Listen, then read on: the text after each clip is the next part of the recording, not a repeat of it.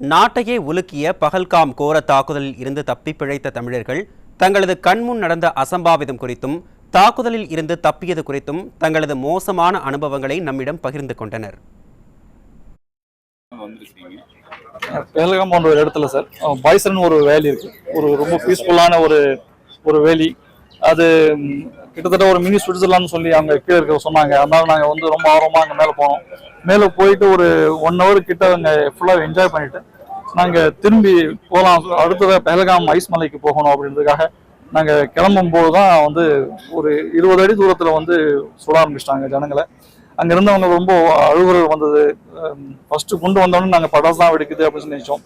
அடுத்தடுத்து குண்டுகள் வந்தோடனே நாங்கள் வந்து ரொம்ப பயந்துட்டு சரி இதுக்கும் நான் என்ன நடக்குன்னு சொல்லி பார்க்கலான்னு திரும்பி பார்க்கும்போது இந்த குதிரைக்கார விடலை, நீங்கள் உங்கள் உயிரை பாதுகாத்துங்க, மேலே போனால் செத்துருவீங்க, நீங்கள் ஓடுங்க மழையிலிருந்து இறங்க ஓடுங்கன்னு சொன்ன உடனே நான் உடனே இறங்கி ஓட ஆரம்பிச்சிட்டோம். அது 3 கிலோமீட்டர் வந்து மிக கருடுமலான மலைப்பாதை. அது எப்படிதான் நாங்கள் கடந்து ஓடணுன்றது எனக்கு தெரியல. நாங்கள் 6 பேர் இருந்தோம். விழுப்புரம் மாவட்டம் செஞ்சிலேருந்து ஒரு 6 பேர் வந்தோம்.